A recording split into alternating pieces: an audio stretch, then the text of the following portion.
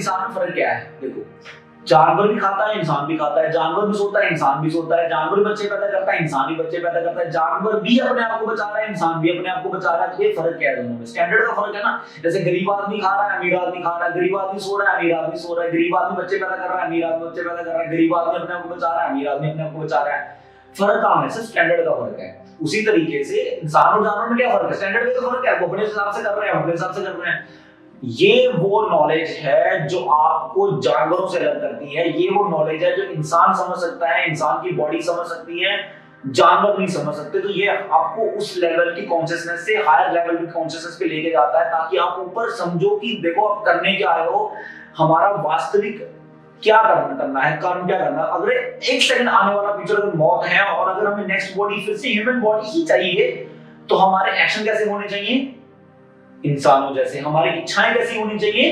इंसानों जैसी। तभी आप एक हायर लाइफ जी पाओगे और एक रिलैक्स लाइफ जी पाओगे। कितना क्रूअल है ये सच की, कितनी क्रूअल है ये रियलिटी की इंसान जो है इस धरती का सबसे ज्यादा समझदार प्राणी है, स्टिल वो जानवरों से भी ज्यादा परेशान रहता है, जानवरों से भी ज्यादा डिप्रेस्ड रहता है, अपने आप को मार लेता है, नशे कर करके अपने आप को मार रहा होता है, हर तरीके से अपनी बॉडी को टॉर्चर कर रहा होता है। किसी जानवर को देखो, कभी जानवर अपनी बॉडी टॉर्चर नहीं कर रहा होता, वो बीमारियों से जरूर परेशान हो सकता है बट अपनी बॉडी को भी टॉर्चर नहीं कर रहा होता। तो इंसान सबसे ज्यादा समझदार जानवर होने के बाद भी अपने आप को मार रहा होता है, सबसे हायर एनिमल होने के बाद भी अपने आप को मार रहा होता है। तो दिस इज द प्रॉब्लम जिसको इंसान समझता नहीं है। ये वो रियलिटी जिसको इंसान समझता नहीं है, जिसकी वजह से ऐसा करता है।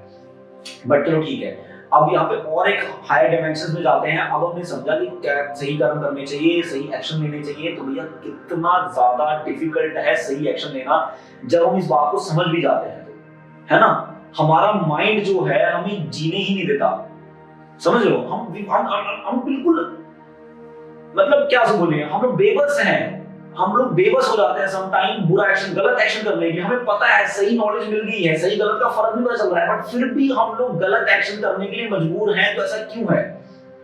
फिर भी हम गलत एक्शन करने के लिए मजबूर है, तो ऐसा क्यों है? रीजन क्या है? इसके बैकग्राउंड में रीजन क्या है? तो रीजन है हमारा खुद का दिमाग। एक इंसान का सबसे बड़ा दुश्मन बाहर नहीं है, उसके अंदर ही है, उसका दिमाग है। ठीक है, उसका दिमाग। अब एक इंसान को सुसाइड कौन करवाता है? उसका दिमाग। क्या बोलता है भाई, मर जा, छोड़, मर जा, क्या रखा जीवन में, मर जा, फांसी लगा ले, छोड़ ज्यादा, और वो मर जाता है। लिटरली वो अपने आप को मार लेता है ना। एक बीड़ी पीने वाला, सुट्टा मारने वाला, दारू पीने वाला, ड्रग्स लेने वाला व्यक्ति जानता है जिससे उसकी मौत हो जाएगी, फिर भी वो विवश है अपने आप से वो काम करने के लिए, कोई क्राइम करने के लिए आदमी अपने आप को मतलब रोक ही नहीं पा रहा है। तो गलत काम, सही गलत का फर्क पता है बट फिर भी सही नहीं कर पा रहा है। इसका रीजन क्या है? इसका रीजन हम समझते हैं कि हमारे माइंड के दो हिस्से होते हैं, एक होता है सबकॉन्शियस माइंड और एक होता है कॉन्शियस माइंड। सबकॉन्शियस माइंड मतलब मन, कॉन्शियस माइंड मतलब बुद्धि। सो होता क्या है कि देखो, बुद्धि जो है, इंटेलिजेंस जो है, वो लगातार काम करती है, नॉलेज पे बेस्ड भी काम करती है, बट सम टाइम इंटेलिजेंस हमें आइडिया देती है, बिना नॉलेज के भी काम करती है, बिना नॉलेज की भी अचानक से आइडिया आता है। तो वो आइडिया कहां से आता है? वो आइडिया आता है इंटेलिजेंस से, इंटेलिजेंस से वो आइडिया आता है। बट जो सबकॉन्शियस माइंड है हमारा, वो ट्रेन्ड पैटर्न, वो ट्रेन बनता है, मतलब ट्रेनिंग जो बचपन से लेके आज तक में जो ट्रेनिंग ली है, जैसी इंफॉर्मेशन हमने अपने दिमाग में डाली है, जैसी बातें हमने लोगों से सुनी है, जैसे हमारी लाइफ में एक्सपीरियंस हुए हैं, जैसे जैसा कि हमारी लाइफ में आज तक, बचपन से लेकर आज तक जो भी हुआ है, वो जितना भी डाटा हमने स्टोर किया था वो कहां स्टोर हो गया है? हमारे सबकॉन्शियस माइंड में। और उसी से हम लोग अपना मैक्सिमम काम करते हैं।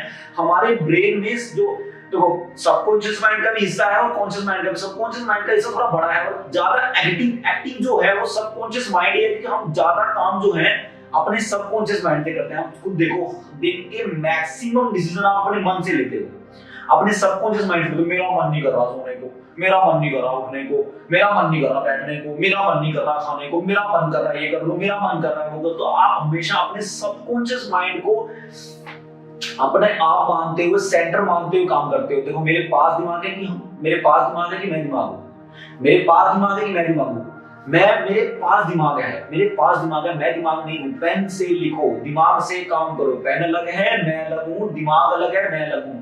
सो बहुत जरूरी है। मैक्सिमम लोग तो अपने मन को अपने आप को मानते हैं, अपने सबकॉन्शियस माइंड को ही अपने आप मानते हैं, अपने माइंड को अपने आप को मानते हैं। तो ये बहुत डेंजरस सिचुएशन है। जानवर भी अपने आप को ऐसे ही मानता है।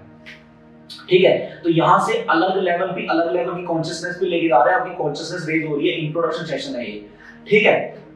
सो अब बात क्या है कि जो सबकॉन्शियस माइंड की जो ट्रेनिंग है, ठीक है, तो इंटेलेक्चुअल माइंड जो है हमारा, जो हमारी बुद्धि है, भले ही हमें सही गलत में फर्क बता रही होती है, बट जो क्योंकि हमने आदत डाल दी है, अपने सबकॉन्शियस माइंड को बहुत ज्यादा हाईली एक्टिव कर रखा है हमने, अपनी हैबिट्स इतनी स्ट्रांग हो गई हैं। सबकॉन्शियस माइंड किस पे काम करता है? हमारी हैबिट्स के अकॉर्डिंगली काम करता है ना, जो हमारी डेली की ट्रेनिंग है उसके अकॉर्डिंगली काम करता है।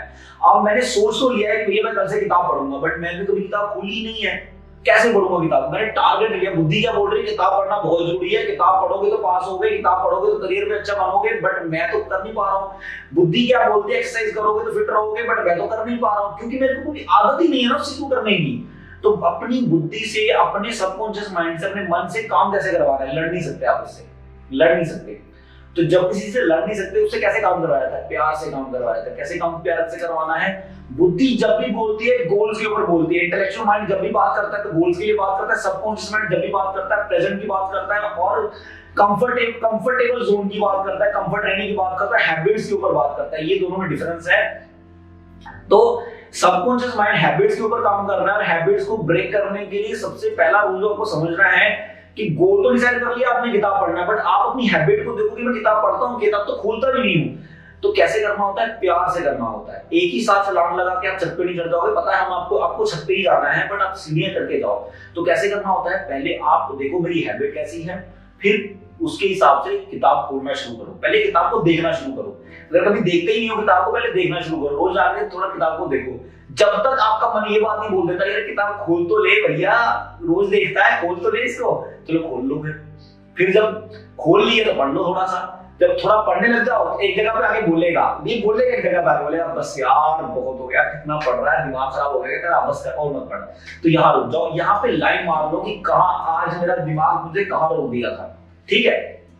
नेक्स्ट डे दोबारा पढ़ो, दोबारा करो, देखो कहाँ रुक रहा है, देखो कहाँ रुक रहा है। धीरे धीरे धीरे धीरे ये आदत कल्टीवेट होती चली जाएगी। उसी हिसाब से आपको समझना है कि आप कब तक अपना गोल अचीव करोगे। छलांग नहीं मारनी। इसलिए क्या होता है कि हम बहुत सारी मोटिवेशनल वीडियोस देख लेते हैं, बहुत सारी अच्छी वीडियोस देख लेते हैं, अच्छी नॉलेज गैदर कर लेते हैं, सही गलत का फर्क पता चल जाता है, फिर भी सही नहीं कर पाते, बिकॉज हम अपनी हैबिट को ब्रेक नहीं कर पा रहे होते। हमें समझ नहीं आ रहा होता है कि जो गोल डिसाइड किया उसको 2 ही दिन में अचीव नहीं कर लोगे। आप आ गया तो मतलब बहुत बड़े 30 मार खानी बन जाओगे। इसके लिए बहुत स्ट्रॉन्ग विल पावर की जरूरत है। विल पावर स्ट्रांगली तभी काम करती है जब आपके पास पर्पस बहुत स्ट्रांग हो। ऐसा नहीं कि आप जल्दी गोल अचीव नहीं कर सकते, अगले दिन पूरी किताब पढ़ना शुरू नहीं कर सकते, बट उसके लिए फिर आपको बहुत स्ट्रॉन्ग विल पावर की जरूरत पड़ेगी अपने सबकॉन्शियस माइंड को हावी करने के लिए।